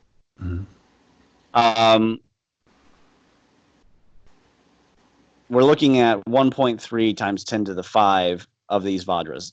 But if you lower the distance, if you go to half distance or third distance or even quarter distance, I doubt it was a quarter distance, but let's say it's a half distance. Now you're getting down into the range of about 16,000 of these Vajra. And in the terms of lightning bolts, that's about 5 billion lightning bolts of energy. Jeez. Yeah. And if you adjust the power down enough, one of these, 1.6 of these might actually be able to boil Antarctica. Now, I presume that we really don't need to adjust the numbers down 10 to the third. But it's funny that I have, because Peratt's numbers are also 1,000 times less than Gould's numbers. So what if Gould's numbers are correct? What if the upper numbers, which seem impossible, what if that's correct? I mean, it's frightening. It's absolutely frightening to think about. No type of power. Yes. Some of these graphs. Page 110 is just a hand-drawn graph that would describe the effect that I'm prescribing here. That the moon comes in and swoops too near the Earth. The electric field is of such a high level that there's a breakdown in voltage. This is not the scale, right? So I don't know what this distance would be. And then after the breakdown, then the moon is scorched on one side and now electrically trained to the Earth and continues to face us always, and then it slowly spirals out and goes out and then finally finds its orbit sweet spot. Mm-hmm. Does that make sense? But as it comes in and out, it's going to cause what? It's going to cause mega tsunamis. It's going to cause the lifting and buckling of land. And then when it passes, the dropping of land, which is going to cause more mega tsunamis. Mm. So there's going to be a sloshing of water all over the place. And when it passes by certain places on the Earth, there's going to be more scorching. So if it did this in 2 or 3 passes, it could easily create the deserts of the planet. Easily. Yeah. And why is it that those deserts struggle so much to grow new life? Because they might be made of moon dust. Right? Interesting. Interesting, yeah. Because I've always assumed it was Mars, Well, but Mars dust can grow things. Yeah. That's you mentioned that. Yes, I do agree that there was an era of the red dust, right? The Asians still call Samsara the world of the red dust, right? Yeah. So that's a reference to when Mars did pass near. Probably brought some diseases to us because, of course, Mars has microbes on it. However, Mars, they really don't know how the Sahara got all that sand. Exactly. Way too much sand. Yeah. And where did the Rakat structure really come from? Well, it very likely came from a really powerful blast, something coming near. I mean, I'm just following the physical evidence, I mean, it needs more work. I'm not saying that this is done at all. Right. But on page 111 here, I describe here, I expect the arcs to be more powerful than calculated. That's scary. Okay, I'm expecting them to be more powerful, not 10 to the third less, but maybe 10 to the third more, because I'm thinking there were multiple strokes. I think that there were initial blasts and then a return blast. So there could have been a coupling. So I'll describe now one of those such situations. There are 2 places in the world that I know of where the people still revere the thunder god and the mountains are said to fold in towards each other. The Black Hills of South Dakota and Wudong Mountain. Okay, at Wudong Mountain in China, they still worship the thunder god called Xuanwu or Junwu or Lake. Okay, and there's really unique geology there as they fold into each other. Well, so do they at the Black Hills. When you look at any of the drawings, it's sort of an egg shape and they fold into each other. Well, what else is near? Not that far away, as far as the as space is concerned, is the anode of the Devil's Tower. What if the anode of the Devil's Tower went up to a body and then came as a reverse stroke to a cathode at the Black Hills? What if it was a continuous circuit that was maintained for a time? Perhaps we had come with Mars. Perhaps people want to talk about how we maybe came from Mars. Maybe. What if we were coupled with Mars? Okay, or coupled with another body for a time? We don't know. We just have no idea. Yeah, we could very well have been. And then the electric field effects, such as changing the gravity, etc. Post-current outgas explosions from superheating, right? I'm sorry, I don't remember his name, but he's been on the Electric View a couple times. But he put water in the soil, and when the electric arcs went in there, it exploded. That's something we should expect. A traveling wave tube amplification effect, formation of types of electrical bridges that keep the current flowing, which I just described, the Black Hill Devil Tower thing, and stored and unreleased energy occasionally bursting through. So what if the Earth acts as a capacitor, and now you form this connection, and charge that was latent inside the mantle is suddenly able to burst through and upwards. Okay, so the next part's all the Birkeland currents and the IO. I mean, it's no reason for us. You guys know all this stuff, maybe even better than I do. Described using IO, that looked at some of the properties of these connections, and on page 114 started describing these properties, and so these went into now a magneto-hydrodynamic kind of model. Using the magnetic hydrodynamic model and satellite data, we're able to look at the VIR. Okay. And so we're looking at the voltage discharge, and guess what? Look at the voltage. Look at the voltage levels, and look at the final power levels. I mean, they're still up there beyond the 10 to the 19 range. I mean, talking huge power. And when we get to the lightning bolts in table 12, now we're back to 4.5 times 10 to the 11. That's close to the billions, right? It's not quite a billion. It's like 450 millions, but it's a lot of lightning bolts.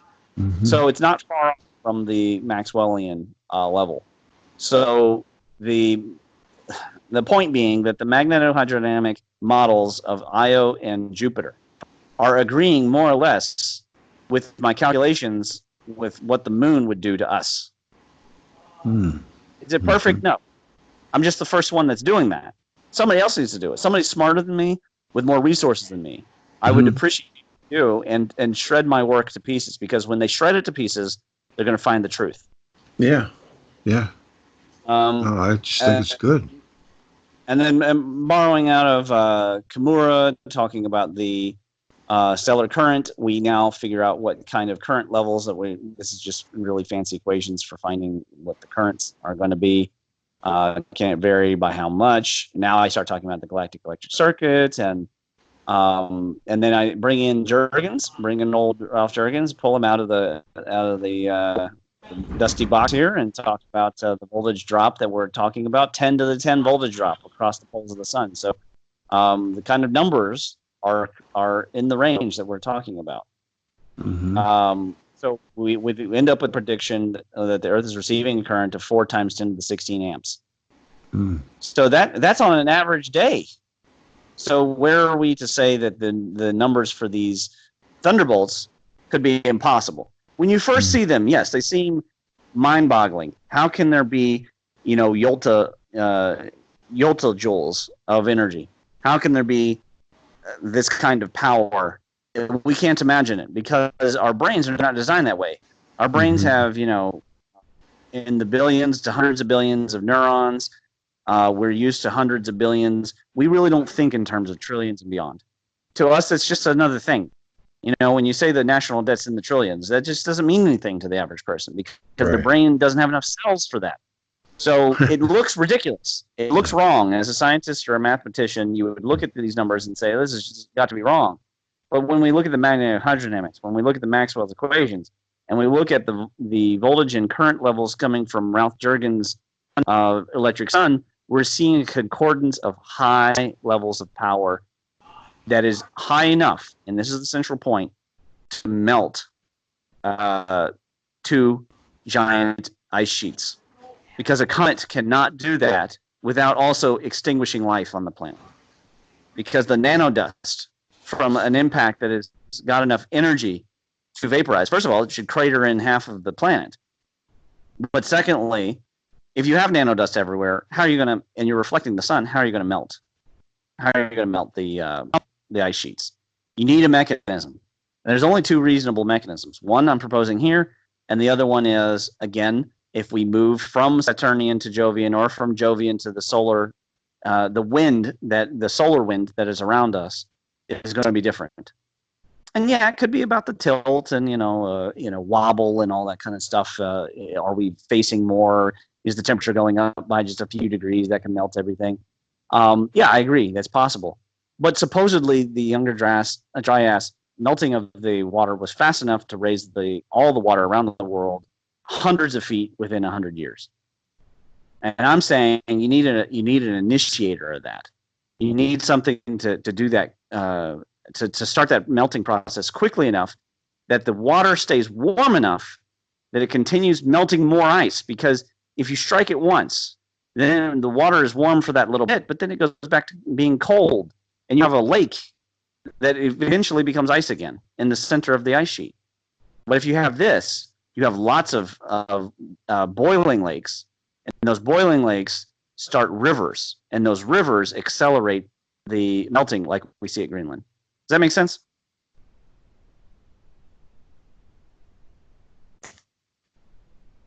Yes, Ramon, it does. It does make sense. Oh, of course. I thought I lost you there for a second because of my... No. I just had it on mute because my son's in there talking rather loud, and I just don't want it to come through.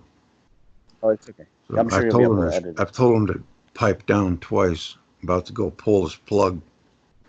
Yeah. Oh, yeah. It makes great sense for sure. I had a thought cross my mind. All right. So then we get. Go ahead. Go ahead.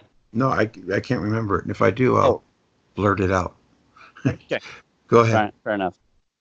So on page 119, I started going into lightning physics, which is the work of Dr. Ramon, and I explained the different types of strokes. If people want in brief to learn about lightning, my paper is not a bad place to pick up some quick information. Average stroke current is 10 to 100 kiloamps, maximum typically 300 kiloamps.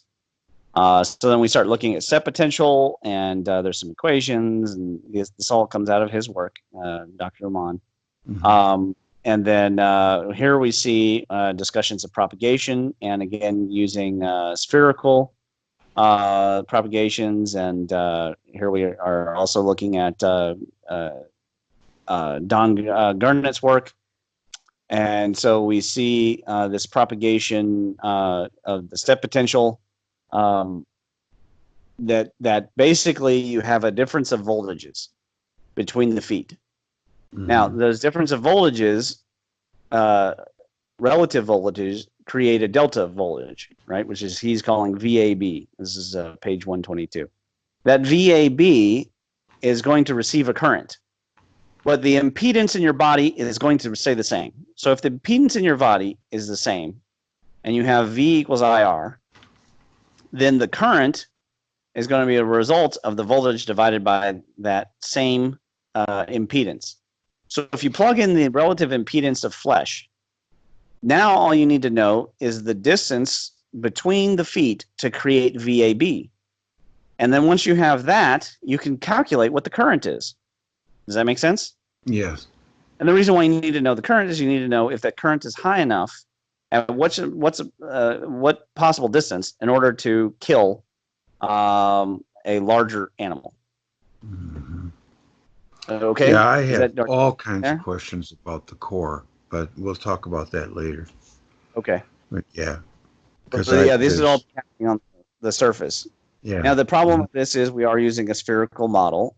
And like I said, it's quite possible because the thin layer of limestone should be looked at in a cylindrical propagation. But Mhm. um, again, I would love it if someone much more intelligent than me put Mhm. this all together and calculated. I wouldn't be surprised if the radio propagations, if the voltages were much higher, much further.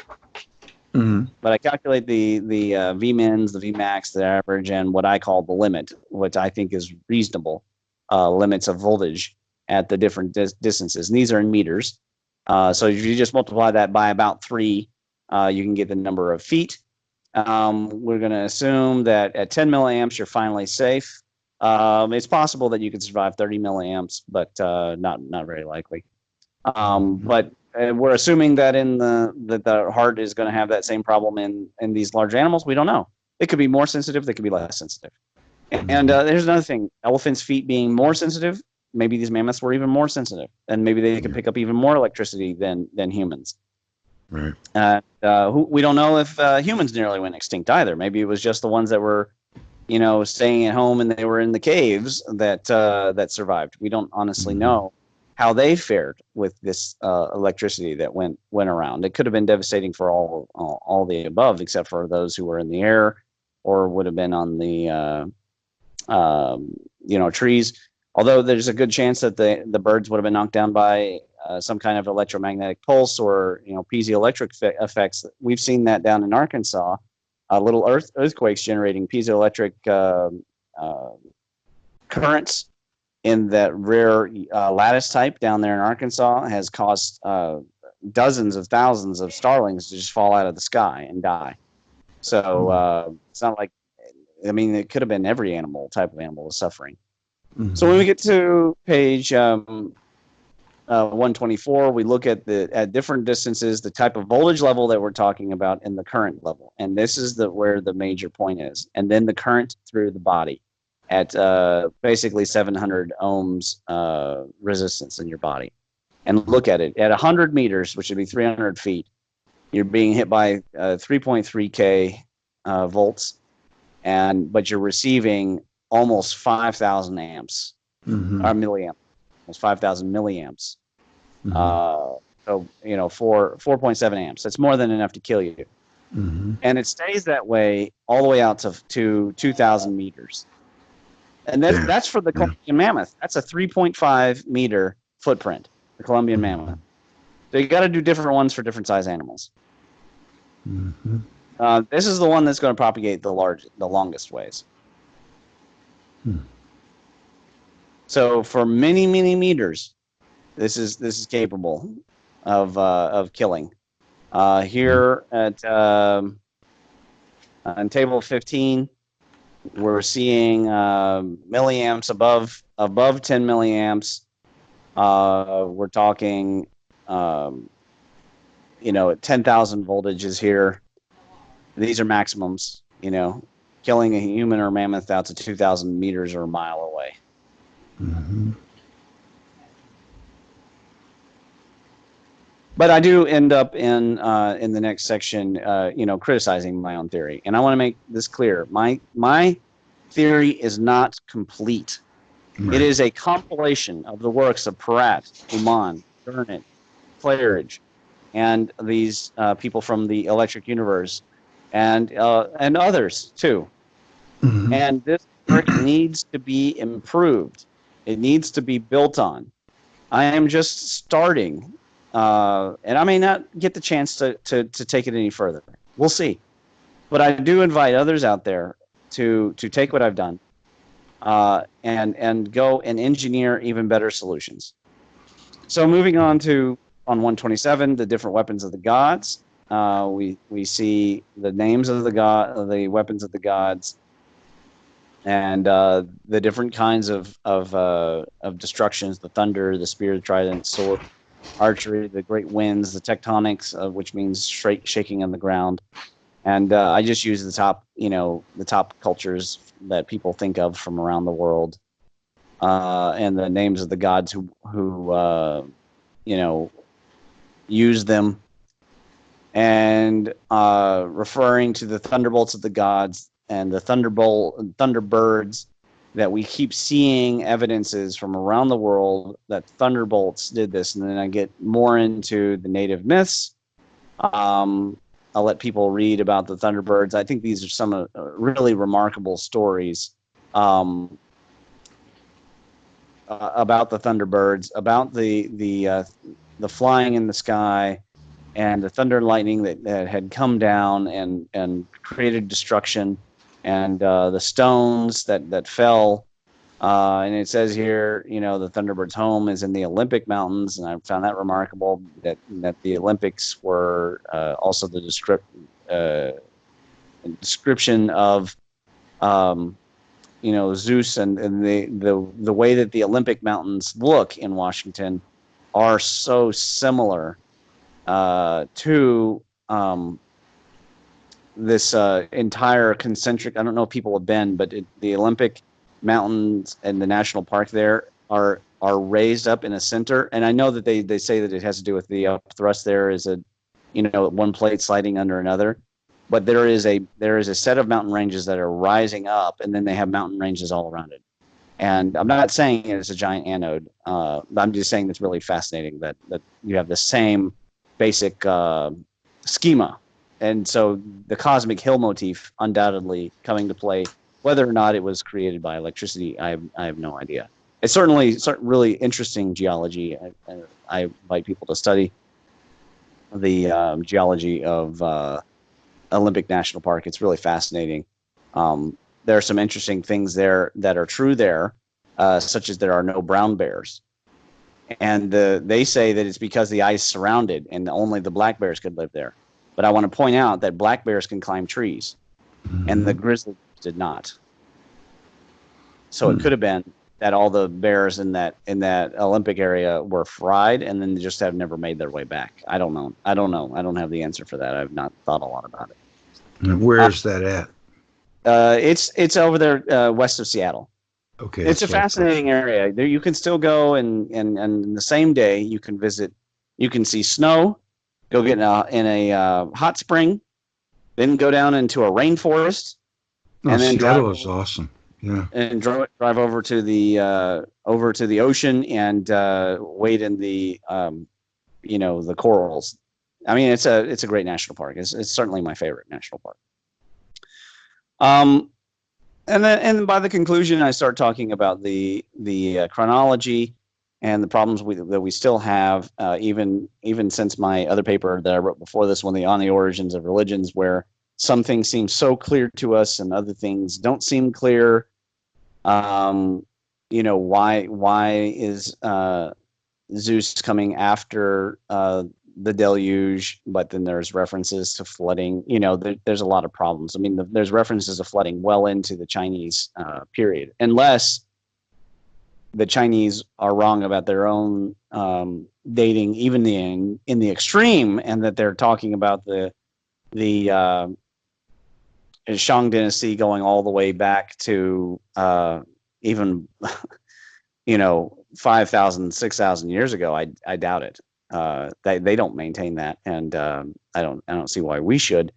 But so if there's other flooding, there has to be other things causing the flooding. It can't all be one deluge. All right, there has to be other sources of great flooding, and the moon provides us one of those ways. I talk about various scars. It's a long conclusion, so there's no reason to go through it. I do invite people to read through it, but I end showing Prometheus's fire, and I ask, how did the myth know that the liver would suffer from Prometheus's fire, which is radiation? Certainly some people think that mankind has known more than we believe in the past. And that's certainly true. I don't think that we necessarily had computer ages, but it's quite possible. And a beautiful picture, credit to whoever, Quaz 2008 is, of the one god, the Saturnian god, depicted in the Purple Dawn in page 137 there. I don't think that Saturn looked that large to us, but wouldn't it be spectacular if it did? Appendix A is just full of a couple of definitions of the acronyms and things that I've used. The only notable one I want to point out is that I don't say global electric circuit. I say planetary electric circuit because then I also have a galactic electric circuit. So the GEC is the galactic level, whereas the PEC is the planetary level. And those voltages and currents are in table 17 of the magnetic universe theory paper, which is an even longer paper than this one, but it's a fantastic table. Also in my paper, which is a summary of tables, you can find it there along with all the different types of tables. Appendix B is where I start the plates. So we have the L plates being the Leo petroglyphs. I found them to be so spectacular and sometimes funny. And this on page 139 that I just had to include them. The commentary for the plates comes afterwards. You can see in plate L3 that we're definitely not looking at a real left foot because the straightness of the inner sole is on the wrong side. Right, the straight part of your foot is on the outside, and the arch is on the inside. And they've got it exactly backwards here, so we're definitely talking about space foot. And you can see the thunder birds and the alternate numbers of fingers, and you can see the asymmetric turkey glyphs and the Leo petroglyphs are in Ohio, by the way. So, and then this funny little man with again the smile motif and the same some kind of ball or something coming out from below, and I would assume that this is a reference back to the birth of some event, but it could be a Venus event. It could be a combination of motifs, and this could be like a little god that has been created that is an amalgamation of different beliefs. Mm-hmm. But you see that and another tribe completely, and Wyoming on plate L5 has the same basic idea. So and L5 is really, I think, just fascinating. Yeah. And you compare it in L6, you see some of the same motifs. It's funny.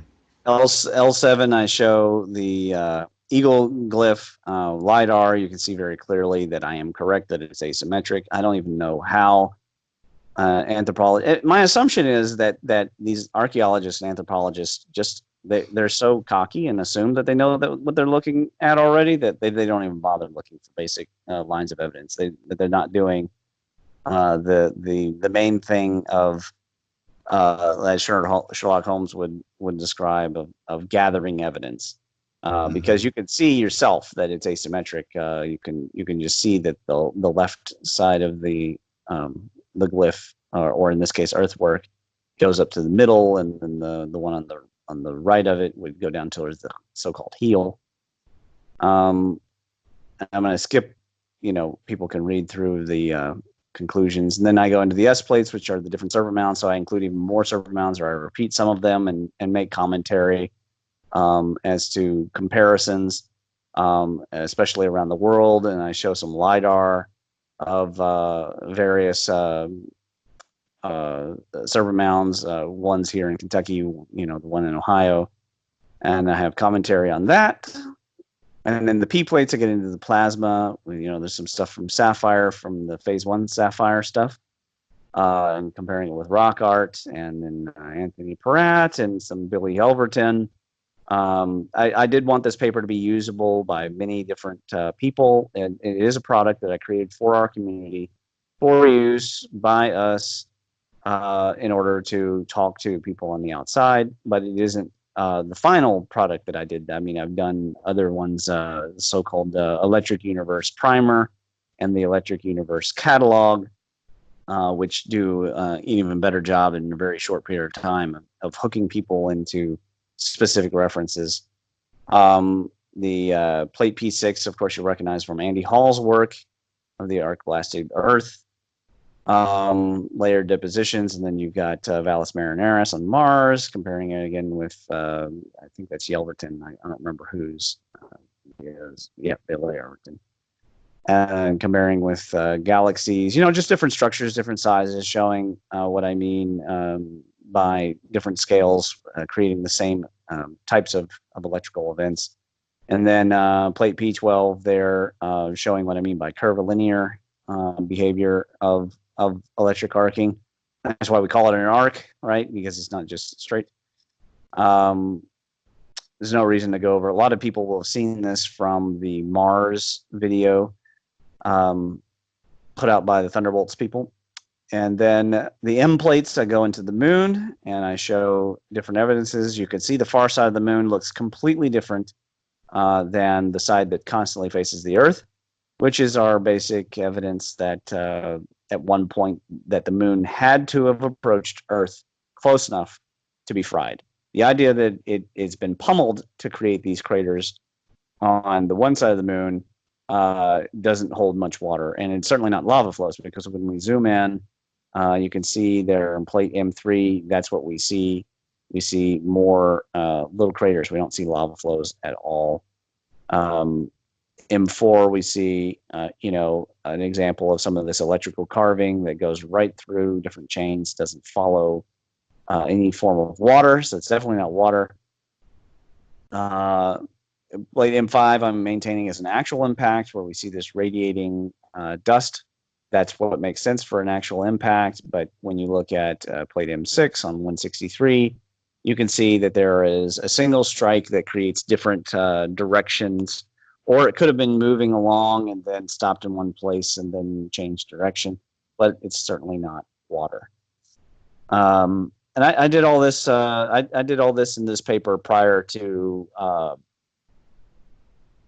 Wal Thornhill's video on Space News. I'm not saying that they never talked about the moon before, but certainly I didn't see a lot of discussion about the black areas of the moon prior to this paper. This is evidence that I went and found on my own without the help of the Thunderbolts project, because I had a hypothesis about the moon being a god Janus.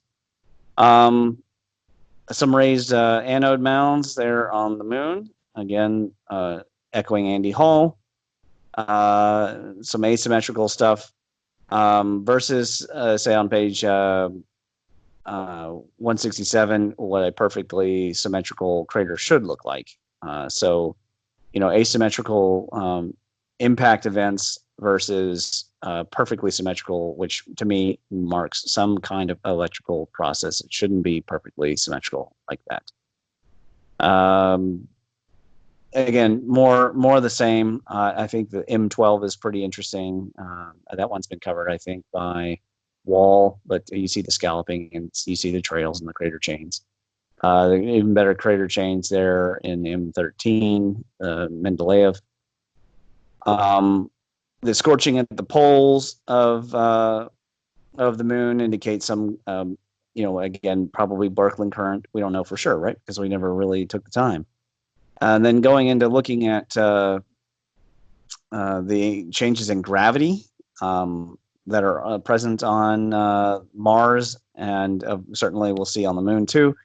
Why are these craters showing extra? If they're excavated out, if they're blasted out, why are they showing more gravity? That doesn't make much sense. Certainly the areas have been totally excavated out that we are seeing with the northern hemisphere, where it's blue, that means there's much less gravity. That makes sense because there's less material. But how come in some of these craters where they're carved out, why is there a spike in gravity? This might point to some kind of electrogravity effect. And so, long explanation, and then that's the end, and then starts a long page of the bibliography. And that is my paper, my friend. Excellent, Ramon. Yeah, that was really good. I was getting into that. I think that's funny, those three planets. It's like art, you can almost give them their own little personality. I wouldn't mind having that picture on my wall, framed. Are you talking about the Mars? Yeah. The three different sides of Mars. Yeah. It looks like three little faces. Yeah, and we forget gravity is actually different. Of course, it's all within about the same range. We wouldn't, as humans, notice it when we were there. Yeah. But Yeah. you know, their description of why gravity is altering to me doesn't make a lot of sense. If you look to the bottom, so look at the center sphere, see that bottom to like sort of to the right of that and a little down, see that really bright red burn area? That's a crater. Yeah. So why is it that when it's excavated, that its gravity spikes? Hmm. That doesn't make sense. Yeah. This is a real problem that, again, the mainstream, they love their pictures so much, they just take the picture and then they tell you what it means, and then there's not really, that's not a study. You know, when you see those NASA, like, picture of the day, and then at the bottom, there's a little paragraph, somebody typed that up. I'd say probably 60% or more of the time, that is somebody guessing what they're seeing. That's right. Like, somebody's interpreted it, and they've interpreted it through the lens of previously accepted paradigms. That's right. There's not a study on that picture. There's too many pictures. There's too many galaxies and quasars and things for them to. And now that they're actually studying them, they're finding a lot of things don't make much sense. My friend Gareth at See the Pattern just covered in a video that there was some stars that were, basically turning off that they didn't understand. And I commented, wait till a whole cluster of them turn on. You know, when they go through and pass into a filament and they pass through a large filament and a whole bunch turn on at the same time. Imagine the mental gymnastics that are going to have to be used in order to justify it. Because the statistical odds will be infinitesimal that they could all turn on. And what will be even better is when they turn, wait a few thousand years, they turn back off. If mankind still hasn't gotten our act together, I mean, it would be kind of a sad thing. But the reality is that the evidence for the electrical aspect in space is mounting. And now that there's an official textbook that violates out the electric currents in geospace and beyond, we're only going to see a rapid move into that arena. I have an entire paper where I predict that they're not only going to jump into the electric universe, but they're going to change. They're going to try and change the names and change the players and take the credit. Of course. All right. And I talk about ways that we can mitigate that. First of all, people can themselves write EPMC papers. Or if you don't like diffusion and you don't like King Arthur and you don't like all the extra, then just write PEMC papers. It's an open source cosmology. So you take things that make sense and fit the Occam's razor and you put them together. Now, if you write a PEMC paper, you can expect people to maybe come and take it apart. But at this point, nobody is. I mean, I helped Robert write his. I didn't help him write it, but I edited a lot of his work for his paper on the dome there in Utah. Yeah. And then he wanted to get it published in Science. They're still not ready for that. And his paper was really good. He got a great grade for it, and I really enjoyed working on that paper. But he was nervous. He's expecting a lot of people to want to take it apart. But we're all really supportive. And at this point, there's just so much need for people to do the work. I would be ecstatic if somebody went forward and said, this Ramon guy, he's got a pretty good theory here, but I think his math sucks, and then they come forward and then they find an even better value for these things. Okay, my paper showing the thunderbolts happened. My paper showing the thunderbolts were powerful enough to kill things at distance and powerful enough to melt the ice, and to boil, bring it to a boil and cause this water to start evacuating quickly, that within 100 years fills up these oceans. Okay, but I can't prove within a reasonable doubt as to how powerful. And also, we don't exactly know which type of strikes these were. Were these continuous stroke? Were the concentric circle circuits? What kind of were they single blasts like Pratt is saying and like I found here in Kentucky? Because we don't know what that one here in Kentucky. I'm not proposing for the Younger Dryas. I'm proposing it for a different time. I'm proposing it 7,000 year boundary. So going back to the Younger Dryas, those thunderbolts look like. There's a lot of unanswered questions, and there's a lot of how did it all break down? How did the systems, how did you skin this cat? Because there's so many ways to skin it right now. Yeah. There's a lot of room for work. Don't presume upon the work of myself or Cardona, Talbot, John Cook, Julian West, any of these people that we have the final answer. We don't. Yeah. And don't presume that we'll have any kind of specificity about a certain date or boundary that it happened.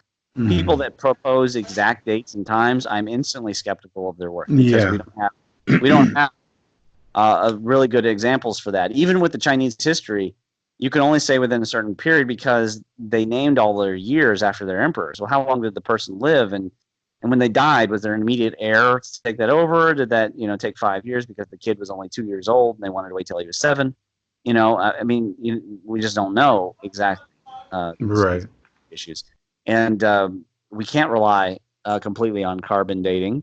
We can't rely on a lot of radiological dating. So anybody that pretends to have the exact date, I'm instantly skeptical of their work, and so I'm skeptical of my own work, and I want to make that clear, that and include that in when you do the edit of this, that in my paper I included criticisms of myself and of this model.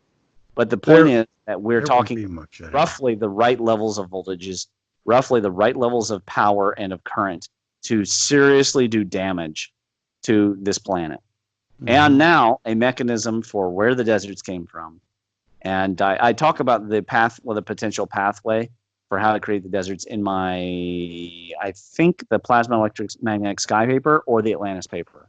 And both of those are really long. So I have 4 very long papers. This is only one of them. Can you see my screen right now? Hold on, I'd have to look at my phone. Because I found just today, as a matter of fact, dates by John Cook for the.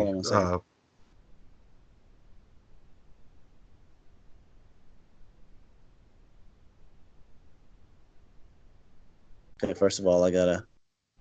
Okay, go ahead. All right, it's right there. You should be able to see it. Can you see it? Yeah.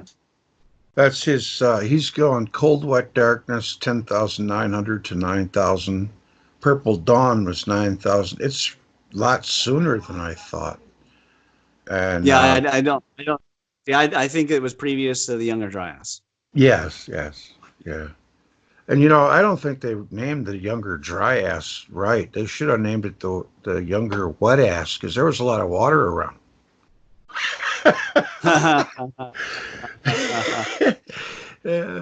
I've been waiting all night to say that. You've been holding that one. The Younger Wetass. Again, people, they want to assign those dates, and I'm not going to sit here and say that they're exactly wrong. Right, you can't do that. There's just no way of knowing. But I think it goes back further than that, personally. Yeah. Mm-hmm. Well, all right, Ramon.